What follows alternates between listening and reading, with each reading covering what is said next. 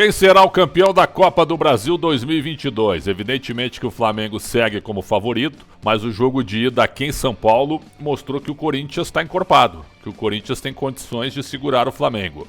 Um mês atrás, quando as equipes foram definidas como finalistas, o que todo mundo dizia, eu e todos vocês aí? O Flamengo é muito favorito, 70-30, 80-20, era basicamente isso, né? Um mês depois, quando a bola rolou no primeiro jogo, as coisas mudaram. Corinthians mais encorpado, mais compacto, marcando melhor o Flamengo em relação aos jogos da Libertadores da América. E aí o Corinthians fez um jogo de nível bom na Arena Neoquímica. Só que o Flamengo também fez. Até pra mim o Cássio foi o melhor jogador em campo. Então o Flamengo poderia ter vencido a partida, apesar do pênalti que eu marcaria a favor do Corinthians naquele toque do Léo Pereira. Vida que segue, jogo de volta no Maracanã, com o Maracanã lotado, o Flamengo muito entusiasmado, dá pra dizer assim.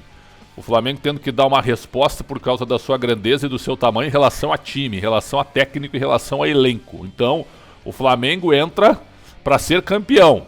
O Corinthians vai de franco atirador.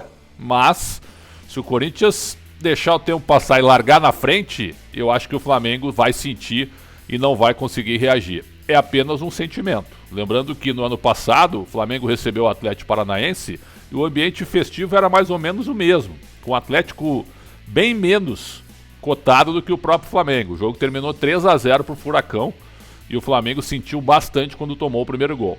Claro que é outro treinador, é outro espírito e um elenco do Flamengo mais reforçado. Mas se o Corinthians largar na frente, pela estrutura que tem hoje, de time compacto, de jogadores experientes, acostumados a vencer, eu acho que o Corinthians não vai entregar o ouro se por acaso largar na frente. Agora, se o Flamengo fizer 1-0, aí eu acho que a situação também fica muito complicada para o próprio Corinthians numa possibilidade de reação.